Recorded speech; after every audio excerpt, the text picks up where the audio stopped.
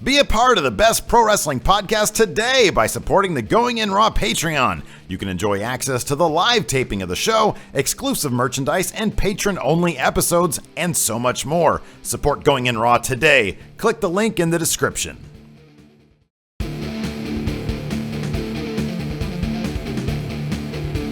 Hey, friendo, Steve here. And Larson. And welcome to Going In Raw, the dirt sheet, the only place you need to be going for pro wrestling news, because we go out and find it for you and then put it in this podcast. Yeah. And we cut out all the bullshit.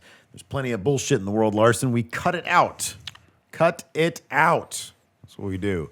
We're available right here at youtube.com/Steven Larson. We're also available wherever fine podcasts are available, including soundcloud.com/Steven Larson. Google Play, Podbean, iHeartRadio, iTunes, Stitcher, other places. but not Spotify yet. Not Spotify. No Spotify available yet. Hopefully soon, though. Someday. I don't know whose voice that was. No Spotify. No Spotify available just yet. None of that. We'll have none of that now, Larson. I know whose voice it is. I'm trying to remember. I have no idea whose it is. So anyways... this is the dirt sheet. So we've got lots of news, man. We're in the thick. We're in the thick of Royal Rumble, which is the Wrestlemania season. We're less than 90 days away, I think, from Wrestlemania. It's at the end of March, beginning of April. Yeah, it's April 2nd. Yeah, man. It's coming up soon, man. Rolling up on us. We're going to be there. It's exciting. We're going to be at the the Internet Darlings panel? Live. Internet Darlings Live. It's a panel show with all sorts of YouTube personalities like Brian Zane from Wrestling with Regret. Wrestling with Regret. Grim is going to be there. I think JD from NY is going to be there. And of course our friendo Adam Blampiet, I think, from from What Culture? What Culture? He's going to be there. Correct. So get your tickets. I think they're only like $25. There's a link in the description. Through Eventbrite. Yeah. So we're going to be there. But before that, we're going to go to the WCPW show. I'm looking forward to WrestleMania. Me too. It's going to be a lot of fun. We're going to be doing a lot of things. It's going to be exhausting. Are we going to get a rent-a-car? Yeah, we're going to have to. We're going to have to. I know. Unless we're going to take public transportation. we got to be big boys, man. So, speaking of WrestleMania. So there's a lot of info. There's a lot of news going on right now. Yeah. According to the Wrestling Observer newsletter, yes, there's a massive shakeup going on with the WrestleMania 33 card right now. Now, apparently, for a while they were thinking that one of the main events was going to be John Cena versus Undertaker. Now, apparently, not so much. Apparently, that seemed like a sure deal. Apparently, Vince McMahon has changed my mind again, Pat Patterson. How do you feel about that? Well, whatever you want to do, Vince. That's a good Pat Patterson. Whatever you want to do. Apparently, according to Wrestling Observer, as of now, there are no plans for Undertaker to compete for an actual title, nor will he have a match against Braun Strowman, because apparently that was in the cards as well as a possibility. Yeah. So that... and apparently speculation points to him taking on somebody from the Raw roster because he showed up on Raw to talk about how he doesn't have a brand. Now let's take this one bit at a time. Yes, we're gonna book WrestleMania right now. Well, no, we're gonna get to that because there's a lot of other news going on here. Yeah, this is just the first part of it. Yes, so let's tackle this first. We're gonna in this episode of Dirt Sheet, we're going to book the actual WrestleMania card because there's only so many options. That make sense. I'm gonna get Visa and each of these. There's 3 items here. We're gonna get through each of them. Then we'll book the card. Take us away. First thing, my Sherpa. Undertaker, my wrestling Cena. Sherpa. That was a match I think a lot of people were expecting, and I'm sure a lot of people were looking forward to. It's a huge money match. Yeah, big money. Big money. So I'm really, really, really surprised that Vince changed his mind, unless he thinks splitting, 2 of his huge money makers between 2 matches will lead to more money. I think it's this. I think it's this. I think it's a couple things. I think there might have been apprehension because, like I've said before, look, we both think Cena's getting that he's gonna have the world. He's gonna win the world title at the Rumble. Okay. Yeah. I think having the Undertaker in there against Cena for the title is too much money that can be spread out into other matches. I agree with your point about that, and that it makes Mania even bigger by having Taker fight for the title. But I think they probably think, Well, you can have the title in one match, and you have Taker another match. You got 2 money matches. Here's the mistake I think they made. I think it should be AJ Undertaker at Royal Rumble for the belt. Oh. So that at WrestleMania, still have Undertaker Cena at Mania, but have that be the moment where Cena wins the belt for the 16th time. But here's the other thing I'm worried about, that if you have Cena Undertaker at Mania, belt involved or not, probably the idea is that Cena wins, and I'm guessing they don't want the Undertaker to lose at Mania unless it's for sure his retirement match. Yeah. So maybe Undertaker thought, one more. We'll see. But then maybe he changed his mind. Right. I don't know. Maybe he'll, what's the first pay-per-view after Mania? Payback? Yeah, Payback. His retirement match will be at Payback. No. Okay, so here's what I'm thinking now. And this is what I'm thinking. This is part 2 of them deciding not to go with Taker Cena. There are reports that officials, probably Vince, saw Wrestle Kingdom 11. Everybody talks about Omega versus Okada. Yeah. And there were reports that not only do they watch it, but they want to somehow top the quality level that we got with Omega Okada. Now, number one, I don't think they can do it. But number 2... Well, I think they have the talent to do it. Yeah, but they're not going to let them do things to let them do it. I think that what we're going to see is the WWE's attempt to one-up Wrestle Kingdom by booking the AJ Styles Cena rematch for the world title at WrestleMania. And I think they're going to let them go really long, do maybe some sort of gimmick match, and they're going to let them do whatever they need to do to get a really good match out of it. Does that mean AJ retains at the Rumble? No, I think it's going to be his rematch because I think Cena's going to win at the Rumble, and I think it's going to be AJ Styles trying to get it back at Mania because he's going to have a rematch clause. There's no SmackDown pay-per-view between the Rumble and Mania, is there? There's Elimination Chamber. There's Elimination Chamber, okay. But Elimination Chamber doesn't feel like the kind of thing where you're going to see... Well, here's 2 scenarios I can foresee. There's AJ retaining at the Rumble. Okay. And Cena getting his 16th reign which is at a big WrestleMania, moment. which is a huge moment. Or, I don't know when Cena has to go shoot this next movie of his. So, say Cena gets the 16th at Rumble and then drops the belt to AJ in the main event at WrestleMania as kind of a passing of the torch. That could be. He talks so much about it being his. He talks. So I think it's simpler to make it.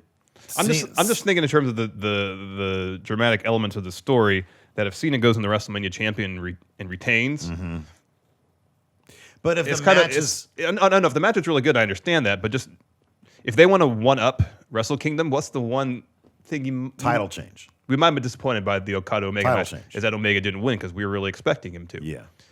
So if they follow that template to the T Yeah. and have Cena as champ retain, it's going to feel, no matter how great the match is, it's going to feel just a tad underwhelming. Because there's no dramatic, exclamation mark at the end of that story. But how would they and look, they can write any justification they want, but how would they justify AJ Styles retaining at Rumble? Well, if he cheated. Yeah, if he cheated. Yeah. There you go. Or if he had Samoa Joe come in to help him win. And I do think that his 16th, I think that tying the record is a WrestleMania moment, and that's worthy of a match like that. So I'm going to say I think it's going to be Cena Styles at Mania, one way or the other, whoever has the belt. I think that's going to be the matchup. I think it's going to be Braun Strowman versus Roman Reigns. Oh, so that leaves Taker. I'm going to say this. Strowman's off the table. We know Kevin Owens is going to be taking on Chris Jericho at Mania. That seems a certainty. That's got to be a certainty. Rusev's not big enough. They say they don't want Strowman. I don't think it's going to be Roman Reigns. And it's just for not going to be a title. That's what they said also. It's not going to be for a title. Roman Reigns is going to have that Universal title. Probably. I think that's going to happen. I think it's going to be Finn Balor. I think it's going to be Taker versus Balor because that could potentially be, if it's potentially Undertaker's last match, which you're right, I don't think it is, but there's some symmetry to, I mean, we've said that Bray Wyatt's kind of the next Undertaker, but you can extend that to Finn Balor. He's a supernatural character. Yeah, to a degree. To a degree. I think there's something to be said for presentation versus presentation. Because Finn Balor's demon is all presentation. Yeah. And I think Finn Balor might be able to carry Undertaker to a good match. It's an interesting contrast of styles, but I think Finn Balor's one of those guys. He's not I mean, I wouldn't put him up there with AJ in terms of like, in-ring performer, but I think he can carry an old guy to a good match. Yeah. But let me ask you this. In Balor's second pay-per-view match ever, coming off winning the Universal title, would they book him in a match with Undertaker just to have him lose? I don't think just to have him lose applies with the Undertaker. No, I understand. The Undertaker. I understand. There's prestige to having a WrestleMania match with the Undertaker. I understand that, but just they seem to have high hopes for Finn. His second pay-per-view match, he goes and he beats the Undertaker at WrestleMania. That'd be pretty huge. That's pretty huge. Could happen. So it could happen. I don't know. I will guarantee you this though. Vince had no problem going to Undertaker saying, "Will you lose against Shane?" Yeah. And Undertaker said, "I'm not going to lose against Shane." I could see him being okay with losing to Finn Balor. Yeah. I could see that, Yeah. because Finn Balor is a wrestler. Yeah. And I could see Undertaker being cool, passing on somewhat of a supernatural torch to Finn Balor. Sorry, go ahead. Maybe that would be the end of Undertaker's supernatural aspect. Maybe his retirement match would be grizzled old bastard. American Badass Undertaker? Yeah, American Badass Undertaker against Cena, something like that. I don't know. Yeah, I don't know either. I love Undertaker. He's great. I'd love seeing him versus Finn Balor. That'd be fantastic. Yeah, that'd be cool. Yeah. Moving on to other WrestleMania 33 news, potentially. Again, Wrestling Observer Newsletter reporting that WWE has huge plans in store for Samoa Joe heading into WrestleMania 33, with Joe participating in a prominent match on the card with a possible main roster debut at or around the Royal Rumble. So this automatically launches him up into potential Rumble winner. Yes. Which we had narrowed down to. I had narrowed it down to Braun Strowman, who I think Braun Strowman's going to win the Royal Rumble, and he's going to go on to take on Roman Reigns at WrestleMania. I think that makes all the sense in the world. Yeah, they've been setting that up. And I don't see any other situation that is plausible at this point. I thought we both said we kind of figured it'd be either Undertaker or Braun Strowman coming out of the Rumble. Well, then Jericho as well, but then after him winning the U.S. title, it seems like that's not going to happen. Nope, not going to happen now because he has a title. Now Kevin Owens is going to be facing Jericho at WrestleMania. What do you think about this as a possibility? Joe enters the Rumble, surprise entrant. He wins, and it's him and Cena at WrestleMania. Or Joe and Roman Reigns at WrestleMania. I think Joe almost has to be a SmackDown guy, though. No, I agree. He has to be a SmackDown I agree. guy. Or Joe, Cena, and AJ at WrestleMania. You think they would book a triple threat? They could. They've done it before. They could. I could see that happening. I know because my scenario, like the scenario that I laid out, doesn't leave any other big names for Samoa Joe. So I don't know where he would fit into it. Yeah. Possible main roster debut at the Rumble. So Joe comes in because it's obvious that's going to happen. We figured that would probably happen. We said anyways. a while ago after he lost to Shinsuke, it was okay, Joe's going to debut at the Rumble and if not win it, but Wrestling Observer put on a really good showing. Saying that they have huge plans for him leading up to WrestleMania 33. Puts him in a big match against whom? Well, if we take Undertaker, Cena, AJ, Seth is occupied with Triple H. That seems firm. Reigns, Strowman. Let me ask you this. Is Baron Corbin big enough? We have to sort of remove ourselves from the situation because it seems like Baron Corbin's a bigger name that I think we both really like Baron Corbin. Yeah. He's improved quite a bit. There seems to be, I get this feeling right now, I get this buzz right now that we don't think he's as big as he actually is in the minds of the WWE. That could be. Because we've been following him for a while, and he's been kind of a focal point of jokes for a while, and we've just been focusing on, man, he's improved a lot. Yeah. But he leapfrogged the IC title scene, which we've kind of talked about here. But I don't know where Baron Corbin fits into the WrestleMania plans. I know. I have no idea. Here, let me ask you this, and I'll go to this next story. Can't be Dolph. No, hear me get to this. Justin LeBar wrote an article that speculates that since Goldberg is being advertised for Fastlane, that Goldberg and Lesnar's blow-off match could happen then rather than WrestleMania, then allowing each of them to have different matches at WrestleMania. So what if it's Joe Lesnar? Samoa Joe versus Brock Lesnar at WrestleMania. Boy, that'd be a bummer for Goldberg. What if Goldberg wins the Rumble? No. And then him and Lesnar have a match for his title shot. So it'd be Reigns Goldberg at WrestleMania. Nah, I don't see that happening. I don't see that happening. On top of, for one thing, Goldberg is like the most over guy they have in the company right now, and they're not going to put him against Reigns. Strowman is the kind of guy who people can still boo. I think a lot of people don't want to, but people can still boo him, and I think in Vince's mind, Reigns probably beating Strowman. That can go either way, though, because I think Vince probably loves Braun Strowman. But I also feel like that if it's Reigns Strowman for one title and then AJ Cena, that's gonna be the main event, right? Mm-hmm. Yeah. So they can have Reigns Strowman, third or fourth to last, have Reigns win, get the mixed reaction, and then move on to other things. Yeah. Have the crowd kind of forget about it by the end of the show. Yeah, no, I agree with that. Who would Joe take on though? If Goldberg Lesnar's blow off match at Fastlane, do you believe for a second that would happen? I don't believe that for a second. Lesnar's main point was this is a money feud. You're gonna blow off that. I know. At Fastlane, no, and he even said there's a possibility. Or Inquisitor, somebody said that there's a possibility that it would be a tag match for Goldberg. Yeah, that's what I thought too. And I read that Goldberg in his contract has 3 more matches: one the Rumble, the other WrestleMania, and with an appearance at Fastlane. Mm-hmm. That's kind of when I read it. I was like, oh, he'll be putting some tag team matches to shake off some ring rust, and to kind of protect him too if he's not quite fully in ring shape. Yeah. No, I think Goldberg Lesnar is still WrestleMania. I would think so. Yeah. But Samoa Joe. Is there somebody we can plop into? Who do we got on SmackDown? The Wyatt family. The Wyatts. Do you think Randy Bray? Randy Bray doesn't sound right yet, does it? No, it doesn't feel right, but that seems to be the trajectory they're on. There's only 90 days left. I know. But that's the entire top of the card on SmackDown. Yeah, I know. And I think we both really want to see Joe on SmackDown. But even looking on Raw, who else is there? Are we just really forgetting somebody? I don't know, man. I mean, if Jericho and Owens... We know it's going to be Rollins versus Triple H. We know Rollins, Triple H. We know that's for sure. What about this? How about this? I got it. Okay.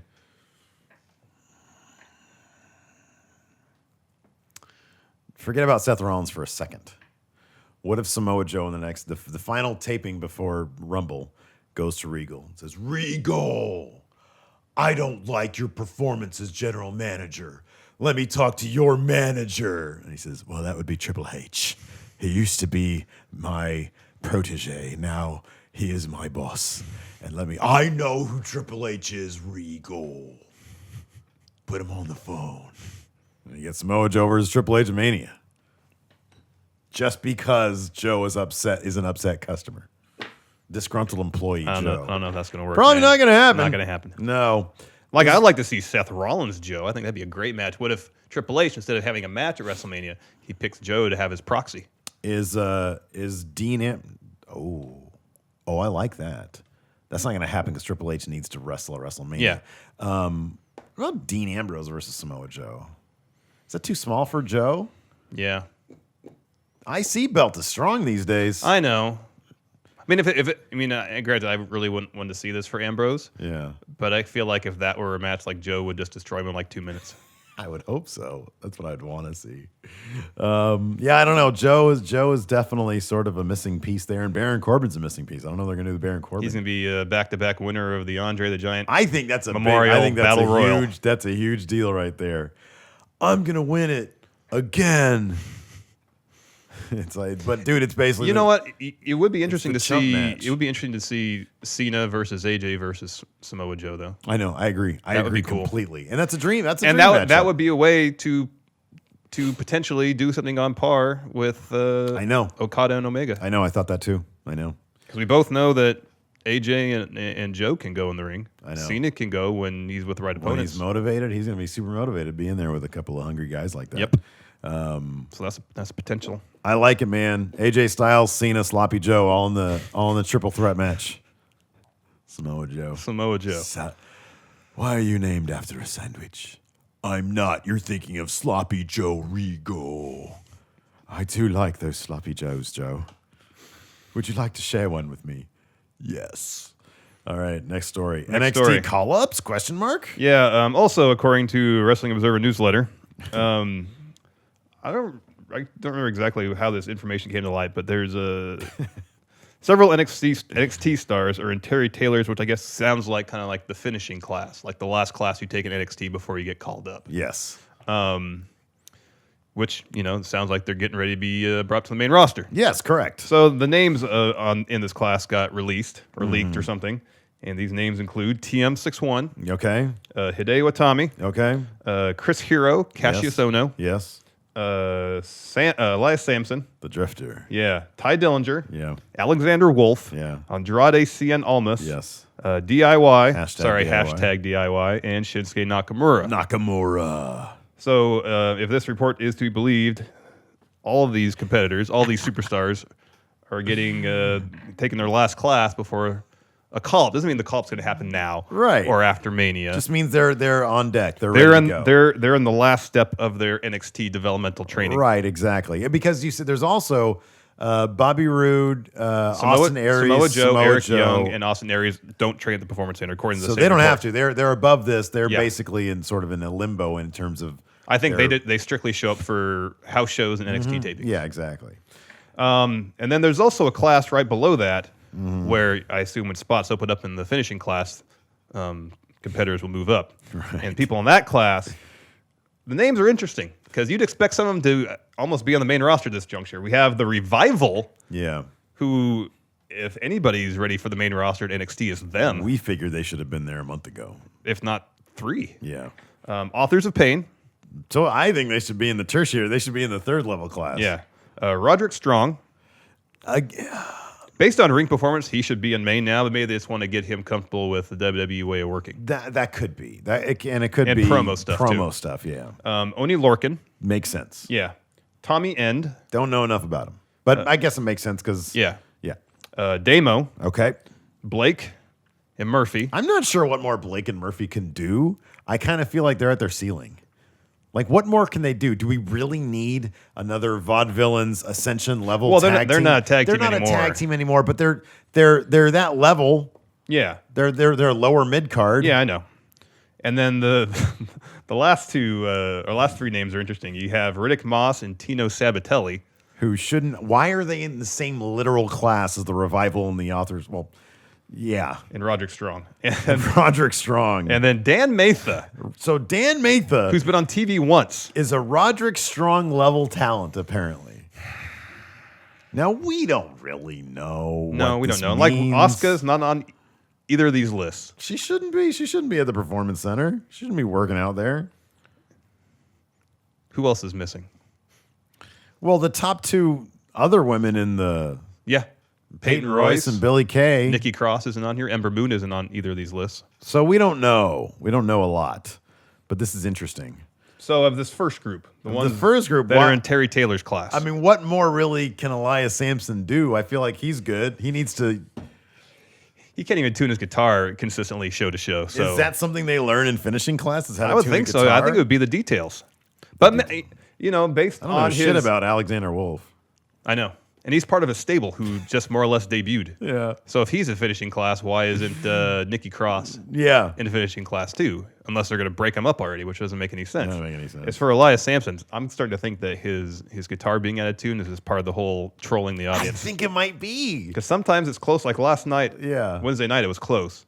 But then there's been weeks where it's so out of tune. I think that dude's savvy. I think he knows I think he knows exactly what he's doing. Ty Dillinger makes sense. He's in finishing class. for sure. Yeah, absolutely. Almas. Yeah. Yeah. Oh, for sure. Yeah. He could be on main right now. Yeah. All those promos he's dropping as a heel. Oh, yeah. As a Rudo, Delicioso Rudo. And then Chris Hero, he just came back. Yeah, he's ready for prime time. Yeah. You know, that was in his contract when he came back. He was like, yeah, that's fine, but I want to go into Terry Taylor's finishing class. Yeah, I went 3 months in Terry Taylor's class and then put me up to main. Exactly, yeah. Hey, how big of a star should Terry Taylor have been? He should have been huge. That dude was charismatic. I think he was all natural. Yeah, he's a good-looking guy. Smart dude. Yeah. What the fuck happened Well, there? he was a Red Rooster. I know. Was that just like a rib on him? I don't know. And then it just fucked his career? Maybe. I mean, he's had a good career in the wrestling industry. Yeah. He's always been around doing something productive. But I just feel like whenever I've seen Terry Taylor, like in any of the old Vault videos on the network, I've always looked at him and been like, this dude is like $1 million. Yeah. Like, this guy could have been he could have been everything. Yeah. I don't get whatever happened with that. Because he was a Red Rooster. Yeah. Nobody's going to take that seriously. Yeah, his hair done up in a mohawk that was dyed red. Terry Taylor should have just said, I'm not going to do this. Yeah. They said, Terry, I've got a great idea for you. I'm going to go wrestle in the Indies. Exactly. You're going to be the Red Rooster and go, caw, caw, caw, caw, caw. And he just said, no. What did he just say? What? You're a living rooster. Well, roosters are living, Vince. They're living animals. You're a human rooster. That's just weird, Vince. No, I'm not going to do it. Terry Taylor should have been huge. Can he be in our Hall of Fame next year? That's a good idea. I know. Put him on a list. All right. Done. All right. So assuming this is the track. Yeah. So we've been saying for a long time the Revival should be on Main, on SmackDown. Yes, they should. So we have to wait another 6 months to a year for the Revival. I don't think, dude. Okay, well, the bigger question to ask is this: where were American Alpha just before the draft? There's no way they're in finishing class. They were probably in the secondary class. They're secondary class. But talents. there were circumstances that demanded that talent got called up from NXT. That being the draft and need to fill out the roster. Do you think Mojo Rawley was freaking in finishing class? I don't know, man. He came out pretty polished. I think that's just Mojo Rawley, though. I just think that's he him. transcends finishing class. He's above finishing class. Didn't they say on SmackDown the other day that he's the youngest person ever to graduate from University of Maryland Business School with a master's degree? Yeah. He's above finishing class. Yep. Yeah, he passed the test before everybody else. I don't know. I find it very, very silly that Shinsuke Nakamura is in any wrestling class right now at all. I mean, the same could be said for DIY, but Cassius Ono but Nakamura has literally main evented. I'm pretty sure he's main evented one of them Wrestling Kingdoms. Mm-hmm. I know he's main evented New Japan shows before. Yeah. He's a former New Japan World Champion, former Intercontinental Champion. He's been around for a very long time, and he's in a class. I know. He's like, I'm being taught by the Red Rooster right now. Again, Terry Taylor should have been a massive talent. Yeah. Anyways, the big United Kingdom tournament prediction. Somebody in our comments said, Steve, stop doing a British accent. It's offensive in our comments. But then we've got so many other British friendos who seem to be completely cool with it. So I don't know. Anyways, we got the United Kingdom Championship tournament. Yeah, it's happening this weekend. The tournament. And granted, we don't really know a ton about we don't know, Dick. The UK wrestling but scene. We're going to make our predictions anyways. Yeah. Completely, or by and large, uneducated. Yeah. I've seen a few of these competitors wrestle. I've seen Mark Andrews and Pete Dunne. They wrestle each other in a PWG match I watched. Okay.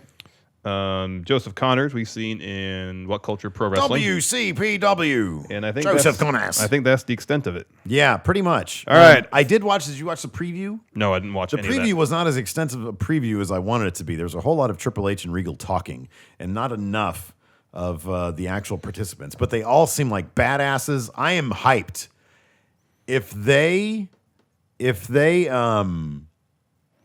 brand this aesthetically the way they've made that amazing belt and the amazing little shit they got going on here with the logo, this will be my new favorite wrestling show. I think this so. will be amazing because it's all a bunch of just badass British dudes, or United Kingdom guys, including Ireland, Northern Ireland, and Wales, and Scotland. Yes. All right, are you ready to make your picks? Yeah. We'll go down the brackets. Are you ready? Yes. First match, Tyler Bate versus Tucker. I'll go Tyler Bate. Okay. Next, Jordan Devlin versus Danny Burch. Danny Burch, I like him. He looks like he's 60. Well, I'll go with Jordan Devlin then. Okay. Trent Seven versus Trent Seven. H.C. Dyer. Trent Seven. Trent Seven, agreed. What does HC stand for? Hardcore. Next, Wolfgang versus Tyson T-Bone. Those are definite kayfabe corner names. Fake and fake. I'll go with Wolfgang, though. I'll go with Tyson T-Bone. Okay. Because I remember Wolfgang from the preview. Oh, okay. I don't remember Tyson T-Bone. Okay. Does that change your opinion? No. Okay. Next, Mark Andrews versus Dan Maloney. As much as I would love to see a guy named Dan Maloney move on, Mark Andrews isn't much better. I think I'm going to go Mark Andrews. Yeah, I'm going to go Mark Andrews. Which ones were Man Mustache? Oh, I don't know. Or no, Mustache Mountain. That's a really good name for a tag team. I know, it's amazing. Next, James Drake versus Joseph Connors. Joseph Connors, right? Hold on, wait. Oh, Tyler Bate and Trent Seven. Okay, that makes sense. Yeah. Okay. Let's see here. What was it again? James Drake and Joseph Connors. James Drake and Joseph Connors. Yeah. I'll say Joseph Connors. Pete Dunne and Roy Johnson. Pete Dunne. Yes, Pete Dunne. Yeah.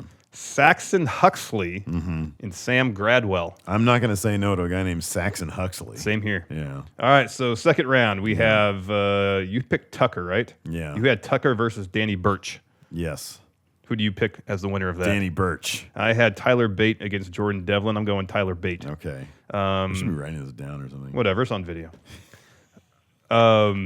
We both had Trent Seven. You had him against Wolfgang, and I had him against Tyson T-Bone. Trent Seven moves on. Trent Seven moves on. Yeah. And then we had Mark Andrews against Joseph Connors. Joseph Connors. Yes, Joseph Connors. Yeah.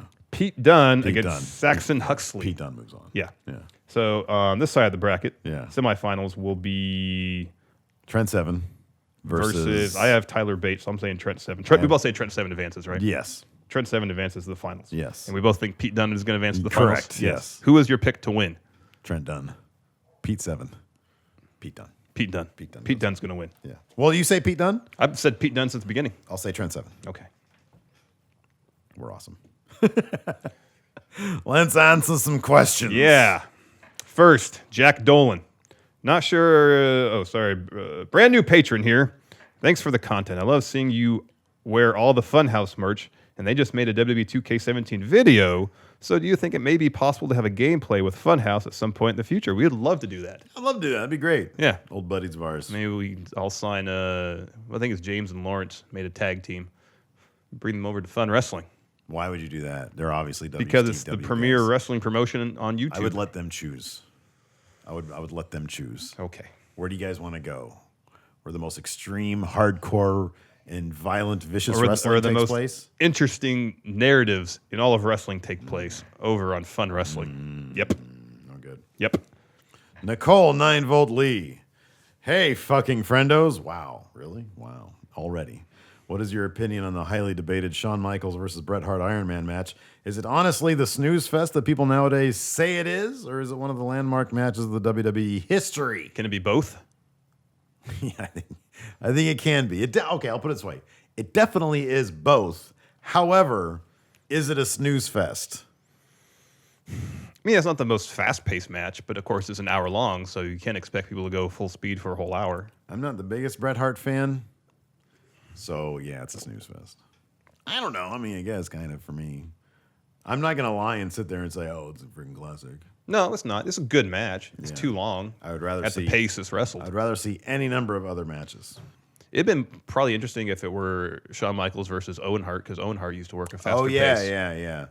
That probably would have been a more interesting match. It'd have been better if it was Shawn Michaels versus any number of other opponents. I mean, Bret just, He wrestled a very deliberate style. And when you say deliberate, you mean slow. I know. I mean, yeah. It's a snooze fest. But I think it's the first. Watch the last 15 minutes. I don't know if it's the first Iron Man match in WWF history, WWE history. It's like the first one of the modern era. Certainly the most important one. Yeah. Or the biggest one, yeah. And it was an impressive feat for both those guys to go a whole hour and overtime. Yeah, no, look, I mean, you look back on it, and it's historically significant. It's possible to respect something and admire its historical significance without necessarily enjoying it. Let me ask you this. What would you rather watch?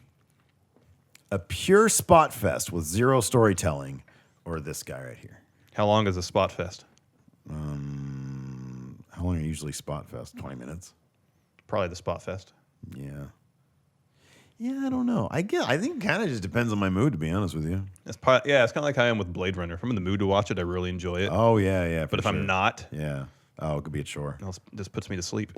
The Western States Heritage Champion, Matthew E. Williams, Esquire, who is the leader of just a house of cards, the Empire Pain. They're falling apart at the seams over there on Fun Wrestling, Larson. Yeah, we'll see what happens on Part next of Tuesday. The Fuck Wrestling Empire, Friendo which Unified you get all Championship Wrestling. You can get all the merch at ProWrestlingTees.com/going in. So the Western States Heritage Champion Matthew E. Williams Esquire was watching Mauro Ranallo on Joe Rogan's podcast, and he seems to really be more concerned with his MMA, kickboxing, and boxing-related gigs. Yeah. That got the Western States Heritage Champion, thinking about why there is a 4-man SmackDown announced team. Do you think we could see him walking away before the end of 2017, and when you let Phillips replace him or bring in someone else? As for the last question, let Phillips replace him? Yes. Tom Phillips is great. Love that. I would love that. Tom Phillips is great. I would love that. I would love that. I would love that. I was curious when they brought him on if it was for something more than just having someone to do the talking while they were, kind of segue between matches, Yeah. Because when the announced team's on camera, it's generally Tom Phillips doing the talking. Yeah, sure. But it would just seem odd to kind of shoehorn him on the broadcast team, squeeze them all behind that table without some larger purpose behind it. Granted, when Vince decides things, there might not be a purpose behind it. Oh, so this is interesting. So I while you were talking right there, I looked this up. Is this recent? Yeah, this is from December. I remember Justin LeBar tweeting this out when Tom Phillips joined the team, and he says, "Feels like Morrow's days are numbered." And then Mauro Ranallo said, "What? What are you talking about?" Anyways, he said, "This is from Sportskeeda, and they're running down Justin LeBar talking about Morrow possibly leaving the WWE." This was from December. LeBar added he is a huge fan of Ranallo's work himself, feels that the commentator also tends to violate the company's policy. He says, the tweet actually says, Morrow's contract coming up, plus they add another play-by-play man and make a 4-man team. Plus he's good his way, but not what WWE loves. Morrow is fun and calls the matches with a real aspect that some enjoy, but does a lot of what company policy says not to do. Those who think I don't like Mauro Ranallo are very wrong. Always said I always enjoy his work. Certain decisions in WWE recently concern me for him. Probably talking about the 4-man team. LeBar also believes that Ranallo was just a transition during the brand split in order to give Michael Cole a break. He says, I enjoy Morrow's different voice, but have reason to believe he was transitioned in a time of brand split and need to give Cole a break. So, I mean, the fact that it all depends on the contract. Yeah. If he was contracted to be all the way through 2018, then I would say he's probably going to be through 2018. Yeah, likely. Because I don't sense that Morrow has. I don't know how he, if he has the same, or if this matters, if he has the same fan interaction in his MMA world as he does with WWE. I would think not. Because in the world of MMA, nobody really pays attention to the commenters. Yeah. In the world of WWE, the WWE makes them part of the story. Yes. And so I would imagine that might be one aspect of, man, it's not, if his heart lies with MMA, if that's what Matthew here is talking about, then it wouldn't surprise me if once his contract was up, he took off. Yeah. Tom Phillips is a terrific Yes. play-by-play guy. Yes. And Corey Graves over there on Raw, and specifically on NXT, he's becoming a really on the Cruiserweight Classic. Yeah. He's starting to become a good play. Like he starts talking about stuff in the manner sometimes of a play-by-play guy. Yeah. So it wouldn't surprise me if they have him doing that specifically. Like he'll throw not just play-by-play, but he'll also throw to other segments the way that I always think that Morrow would. Yeah. Makes me wonder if they're grooming him to take on some sort of role, as well, given that Morrow might be leaving. Yeah. So Morrow does seem like a professional guy in a lot of aspects. I mean, how you deal with Twitter people is whatever. I don't really count that as part of a job profession. People are giving you shit, then you have every right to say, fuck you, your block party. Yep. Us included, because we put him in a poll that over 600 people voted in and said he should cut it with the pop culture references. Hey, man. Didn't even mean to tag him. I was sick that day. So, anyways, I mean, to be honest with you, he's not exactly my cup of tea. It was interesting because when he joined the SmackDown announced team, and granted, he might have been doing the same thing then that he is now. It just seemed different, fresh. But we were both really into it. Yeah, I know. I wasn't really paying that much attention. I just remember he has an amazing announcer voice. Yeah. And he did seem to take everything much more serious than after so much of Michael Cole it's like, oh, this is kind of cool. It's like hearing a big fight guy. Yeah. But also like Morrow knows the names for all the moves. Yeah. And he was still really good on the Cruiserweight Classic with Daniel Bryan. Yeah, commentary on that was really good. I just get it. It's just I've also noticed like the other commentators like pick on him a bit more now than they do. they did before. Yeah, like they do. Austin Aries rips him sometimes. Like Austin Aries makes things hilariously uncomfortable sometimes. Yeah. Both him and Corey Graves. And Corey Graves does too. Like Corey Graves has a great rapport with Tom Phillips where he's able to rip him, and Tom Phillips will always have a funny, but he never comes back, but he always has a funny quip. Yeah. Or he'll just laugh. Or he'll just laugh it off, and you can just tell these guys are friends. Yeah. Morrow, it's not like that with Morrow. Yeah, I know. I get the distinct feeling that JBL wants to bully the shit out of Morrow. I know. I get that feeling. I know. So I don't know. I hope he does whatever makes him happy. Yes. If WWE doesn't make him happy, then I don't think he should be doing it. Yes. Let's see here. Hashtag give Roman a chance, champion Tyrell Davis. Hey, friend, it's kind of a serious question, but do you guys think that the unnecessary hate for Roman Reigns will subside? Tyrell Davis is a lifelong WWE fan, and never have I seen grown-ass men legit hate somebody as much as they hate Roman. They need to realize Roman is only doing what he's being told by Vince, otherwise he has no job. It kind of bugs me. You guys rag on him a lot, too. Whether it's his vest or the way he carries a belt, it feels like you don't have a lot of nice things to say about him, but you're high on the New Japan guys, Ring of Honor, and so on. Tyrell just wants to be a catalyst for change. That's good. We're critical of Roman, but we will also give him credit where credit's due. He works hard. We've said that for a long time. His praises quite a bit. He busts his ass. Yeah. He is trying. And we've said many times to get better. We've said many times that we feel that a lot of it has to do with creative, how he's booked. We've said when he's been booked properly, and it just isn't very often. I'm not gonna like a guy just to like a guy. Yeah. And when there's so much other talent on the programming that I do like. Yeah. I'm going to compare and contrast and say, well, I want to see this guy. I don't want to see this other guy over here. Yeah.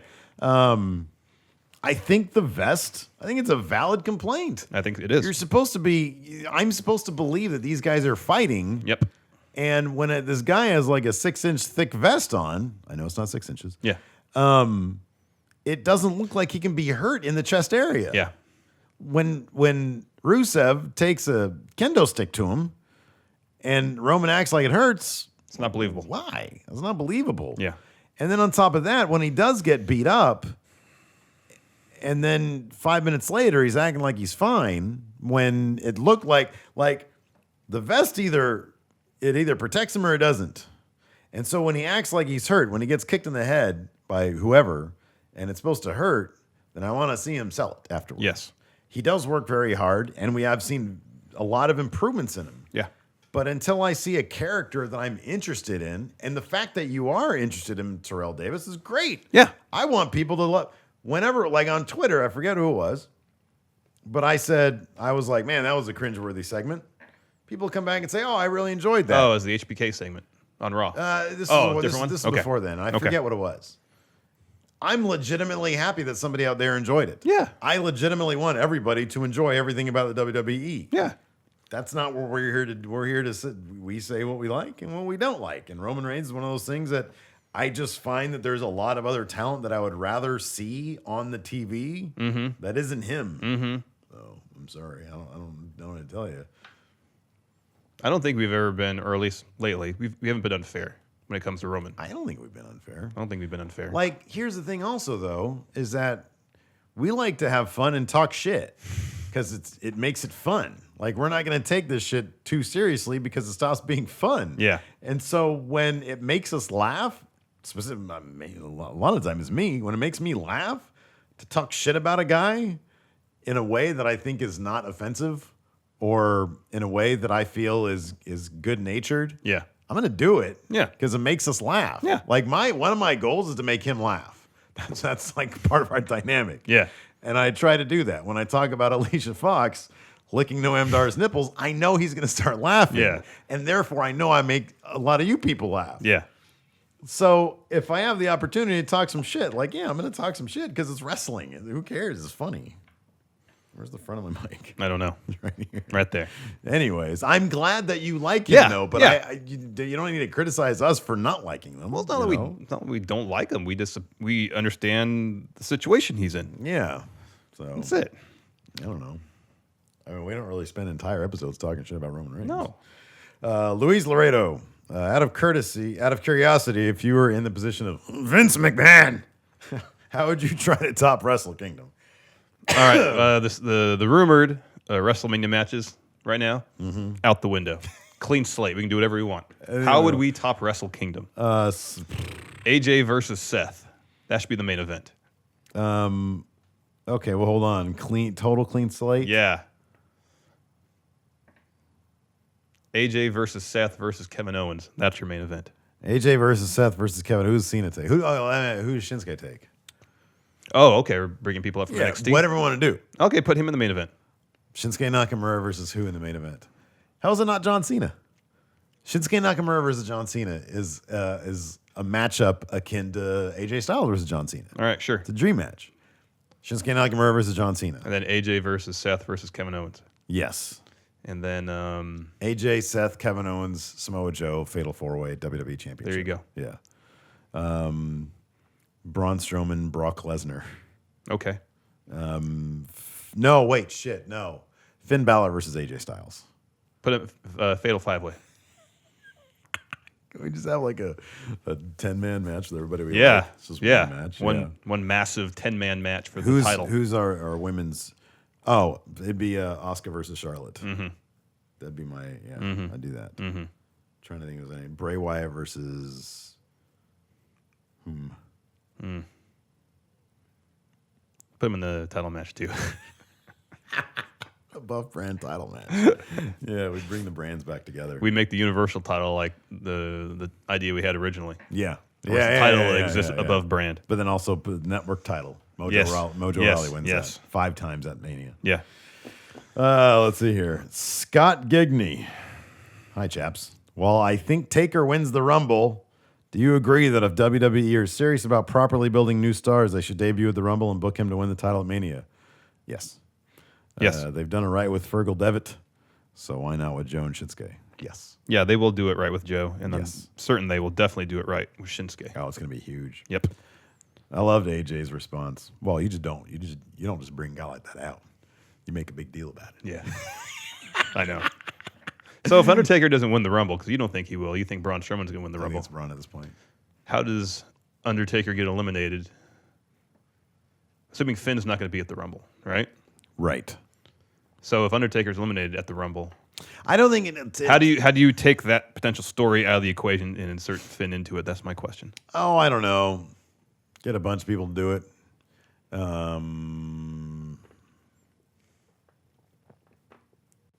I don't know. I don't think you need to have a story from coming out of his elimination. I know you don't have to have one, but that would be the obvious. Yeah, I know. Like if Strowman eliminates him in the Rumble, Well, that's what people are going to think. Taker would be Final Four. Yeah. I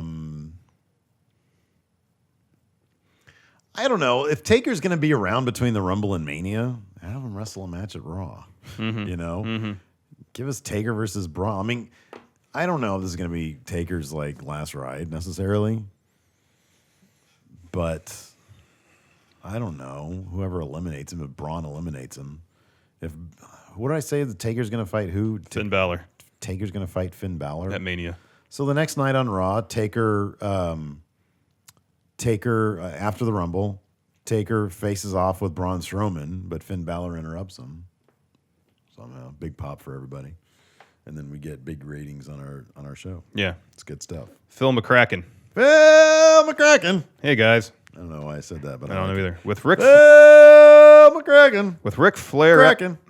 With Ric Flair wrapping up his podcast and teasing being at the Rumble, Woo. Do you think there's a chance he will interfere in the WWE title match to stop Cena from tying the record? Thanks. No, I think he's firmly ensconced in the women's division. Woo! Do you think he'll be a surprise entrant in the Rumble? No, not a chance. No. I mean, that's a bigger chance than some other people. Yeah. Who do you think is a bigger? Yeah, Flair. How old is he? 60-something? 67, something like that? A million years. He's so many years old. He could probably still take a bump. He's a ton of years old, man. He can probably still take a bump. This isn't a question so much, but I put it in here anyways. It's Drunk Bray Wyatt. Drunk Bray Wyatt. Yeah. We met Drunk Bray Wyatt at the Friendo meetup at No Mercy back in October. No Mercy. He was dressed as Bray, and he just said, "You guys are you were amazingly humble and super generous with your time. It's greatly appreciated." Nice. Drunk Bray Wyatt doesn't have much dough, but had to give up a little to show his appreciation for the countless hours of entertainment you have shared with me. Thank you very much. That was very nice of you, Drunk Yes, thank Bray you very Wyatt. It was much. great meeting you. Yes. Now we got some video questions. We do. I'm going to enter them now. Yeah, first from Adam Fella. Hey, friendos. Your Stardew Valley champion, Adam Fella here. I've been a patron at the $5 tier since November 2016, and I just upgraded to the $20 tier, so feels good to be here. For my first video question, we're going to talk about WCW. We all know it failed to WWE, but what if the roles were switched? What if WWE went bankrupt and WCW is what we have now in 2017? Like, what are some stories that would have probably happened if it was still around? Thank you, Adam Fella. Thank you, Adam Fella. So, WCW had won the Monday Night Wars. If somebody there in Turner was a big fan of wrestling on TV. Yeah. Or if they had not merged with AOL. Correct. Yeah. That never happened. And They somehow won. somehow they won. They somehow righted the ship Yeah. that was headed for disaster. No Jeff Jarrett, no Vince Russo. Yeah. A good, strong head storyline guy Yeah. who people respected, and his name was Kevin Sullivan. No. What's that? Someone with vision. That's This what is they such needed. a crazy question because how would we know what would happen 20 years later? Well, let's accept WCW as it was in 2001, before WWE bought them. Was Russo still around then, or No. that's what I thought? Yeah, he was gone. Okay, so there's no Russo, but Jarrett was still there, Yeah, Jarrett was still there. and Did Jarrett wrestle in that last Nitro? I don't remember. I don't remember that. Booker T was champion. Yes. I think, wasn't Scott Steiner like the U.S. champion? Sounds right. Goldberg had been injured, I think. Yeah. He was gone. He was not that last one. Hulk Hogan was still in his lawsuit against WCW and Vince Russo. Flair wrestled Sting. That was the main event. I imagine Buff Bagwell was around still. Yeah. Yeah, he was because then he jumped over to WWE. So it would have had to have been like the other way around. Like WCW kept going, and then they would have had all these WWE guys. Like they had Stone Cold and The Rock and Undertaker. I don't think this scenario is so out of control. Like it never would have happened. I know. Like at that point, I mean, WCW at that point was such damaged goods. okay, so realistically, this would have had to have gone back to If it was like late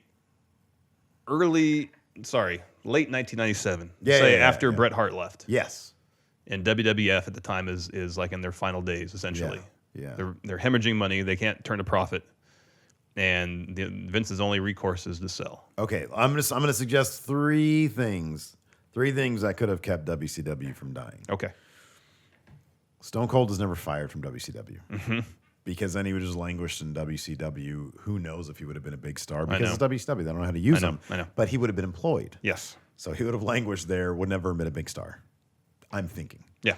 Number two, if WCW somehow threw so much money at Undertaker that Undertaker went. Number three, it went to WCW. Number three, if Bret Hart never would have, if they try to throw a ton of money at Undertaker and no money at Bret Hart, and Bret Hart stayed in WWF, because I don't think Bret Hart was that much of an asset. Like to compete in the Monday Night Wars against the NWO, Bret Hart wasn't the guy. So you have no Stone Cold, you have no Mr. McMahon, Yeah. No Undertaker. character, and no Undertaker. So you're left with DX, which is good. Yeah. Like if Vince, I don't know exactly what prompted Vince. I know. I mean, I'm pretty sure it was kind of the click that prompted Vince to do the Attitude Era. You'd have DX, you'd have Bret, and you'd have The Rock still.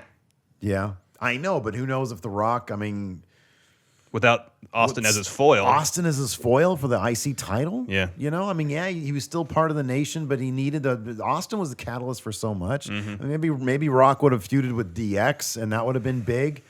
I just think that there are a couple pieces that could have been removed, and then if WCW had better creative vision, they built up their young stars better, and they had a guy who firmly wanted them on TV. or the AOL merger never happened. Yeah. So there are possibilities that could have, things could have taken shape, but to predict how we would have seen story, something tells me, I'll put it this way. I will put it this way. It is not out of the realm of possibility that Triple H wouldn't have jumped back to WCW, and the guy that he is made his way to the top of the food chain. It's possible. And Triple H could have been running WCW. Yeah. And what we see now isn't that much different than what we see. It's possible. Because, it's 20 years. There's all sorts of shit that could have happened. Yeah. But I think that the emergence of strong indie talent like Tyler Black, Kevin Steen, El Generico probably would still end up being the backbone of the mainstream industry. Yeah. So. No, I agree with that 100%. That's what I think. I think Triple H would still be running things. It's possible. I'm sure, I'm sure if WWF was a sinking ship, he'd get on the phone with Nash and Hall, and probably both he and HBK. Right. Because if there's no Undertaker there, he might not have that casket match against him and might not hurt his back. Yeah. So, that's an episode to do. That's something to do. Didn't I think I proposed that as a show, didn't I? Yeah, what if? Ooh, we should do that. All right. Next. Jacob Castle. G'day, friendos. It's your old pal, the Aussie, Jacob Castle here. And I've just got a quick question for you. Obviously, it's very storied that we in the wrestling community, we've lost a lot of our favourites throughout the years. You can see behind me, I'm not sure about the picture quality, but we've got Roddy Piper, Macho Man, Ultimate Warrior, China recently, of course. Anyway, my question to you is, using wrestlers who are potentially in the afterlife, make some matchups, or assuming that these wrestlers are in their prime, make some dream matchups using the wrestlers who we've lost. Like imagine Eddie Guerrero in his prime versus the Macho Man Randy Savage in his prime, or the Fabulous Moolah versus China, both in their prime.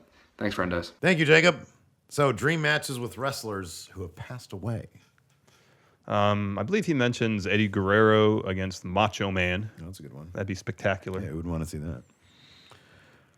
I'm going to go with...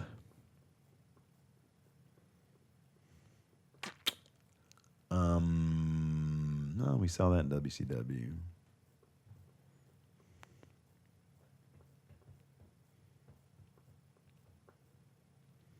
Alicia Fergs. Actually, Macho Man against Eddie Guerrero might be up there in their prime, because he said he wants to specify in their primes. Yeah. I was trying to find an opponent for Chris Benoit. But he already wrestled Eddie Guerrero. I know he wrestled Eddie. He probably wrestled Macho Man in WCW. But Macho Man wasn't in his prime. That's true. Macho Man is like a walking dream match if he's in his prime. I know. So Macho Man, how about this? Macho Man versus China. Oh, yeah. Come here, China. Yeah. Oh, you're a woman. I don't fight women. But then she decks him. Oh, I might have to change that rule. That'd be legitimately entertaining. Yeah, that would be. Macho Man versus China would be, I'm not just talking shit. That would be legitimately entertaining. All right. Just saying. That's your answer. Patrick Sparks. Hey, friendos, Pat here. Alright, time travel time. So, you get in your little time machine, you go back to the Attitude Era, and you got tickets to the Big Four pay-per-views. Any pay-per-view you want, but it has to be from the Attitude Era years. What do you pick for the Rumble, Survivor Series, SummerSlam, and most importantly, Mania? And a little bonus question. What do you think is more important or better? I don't know, it's a hard way to put it. Survivor Series 97 or 98? 98's great, but 97's very important. So, what do you guys think? Thanks, Windows. Thank you, Patrick. Thank you, Patrick. So, if you could go to any Attitude Era pay-per-view, the major four, we're talking WrestleMania, Royal Rumble, SummerSlam, Survivor Series, which one would it be? What had the biggest, what do you remember as having one of the biggest pops? I know your favorite pay-per-view ever is Survivor Series 98. Yeah, that'd be my answer. I think that's the best WWE pay-per-view ever. But I think the people really were shocked and stunned and hated The Rock when he at the end there. Yeah. I want one where there's like a massive pop. Like, yeah, I'll take WrestleMania 14. When The Austin wins? one that got me into wrestling kind of was when I'll go to Starrcade 97. Jeez. You don't want Super Brawl 98? Yeah, that. You hear Hogan saying, "I'm the man." I can kill you. Yeah, no, I would go with WrestleMania 14 with Austin HBK because that was a massive pop. That whole end sequence with Tyson and everything was like a massive pop. That's what I would do. And then he had a bonus question. What was the bonus question? Oh, he just asked what we thought was the better Survivor Series, 97 or 98. Oh, 98. 98 is probably the best pay-per-view ever. Yeah. Because of the scripting and all, which probably had a lot to do with Vince Russo. Yeah. Bro, get him on the show. We'll get Vince Russo on the show, talk exclusively about Survivor Select. Yes. Nothing about anything else. Beat by Nothing beat. about anything else you did, but I want to know about Survivor Series 98. He comes on and says, "That was all Vince, bro." Which Vince? Not me, bro. That was all Vince McMahon. I wanted to book a bra and panties match for Survivor 98, bro. And Vince said no. All right, Vince, I'm going to hang up on you now. Is that it for the Dirt Sheet? That's it. We don't have any trivia or anything for Dirt No, Sheet. we don't have to do trivia for every show, man. No, we don't. We don't do trivia for constant battling of wits. NXT or 205 Live. There's no game at the end of that. Should be. No, we got to take a break. We can't do the same thing at every show. Hungry It's gotta be Hippos, different. right? Like the little, what are the Rock'em Sock'ems. You want to do that? You want to put wrestler heads on top of the robots? Yeah. So we're like fighting wrestlers? Yes, exactly. Yeah. Okay. But all dead wrestlers. Oh, China. Oh, yeah. Let me see your boobies. Okay. Oh, yeah. Boobies is a funny word. Anyways, until next time, we'll talk to you guys later. Bye.